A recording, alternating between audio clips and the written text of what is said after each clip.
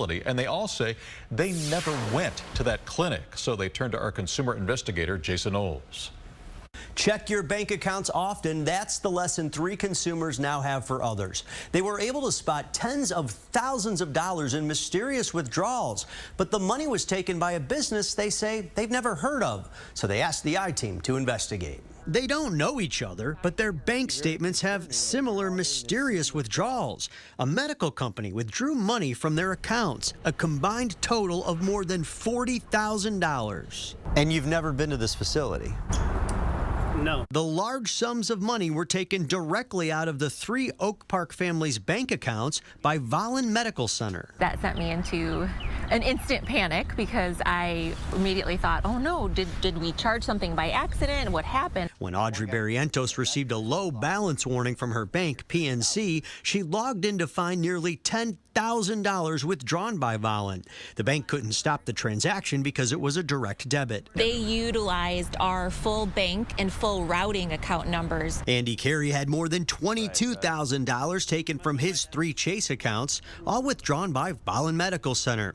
Carey's bank said they couldn't stop the withdrawals either. Still, it's very unsettling, right? Super, yeah, very, very unsettling. And you've never been to this medical company or done business with them? Absolutely not. Laura Riff's USAA bank account had nearly $10,000 directly withdrawn by Vollen. We don't know how someone got that information. Riff and Barrientos banks investigated and several days later returned the money, but their accounts were nearly drained during that time.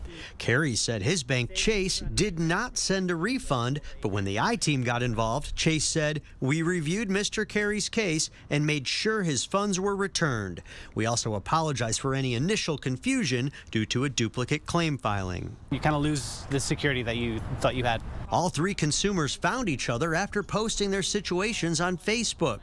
They began to search for the Vollen Medical Center, but all they found was a Google address saying it was in the West Loop. No one ever answered the phone. It just rings. The I-Team went to that listed address for Vollen Medical Center, a shared office space. We spoke to managers in this building, and they say that Vollen Medical has never even had a medical facility here, but they only used the space to get mail.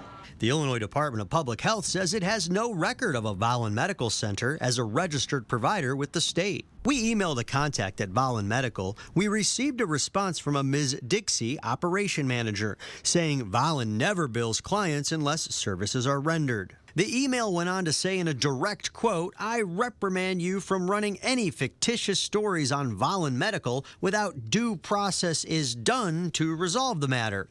Ms. Dixie offered to look into the charges after we supplied each person's name and amount charged. The consumers say they never heard back. Please leave your message. We also called another contact for the company but did not get a response. We can't figure out what the connection is, but surely there is. But one bank tells us it's possible in cases like these that consumers provided routing and account numbers to another business name which they thought was legitimate, or their information could have been compromised from another vendor who had their routing and account numbers. You don't know how it happened. It's hard to find a solution to prevent it from happening again. Banks say consumers should be mindful that routing numbers and account numbers are also on physical checks, which can be stolen from a mailbox or from a business.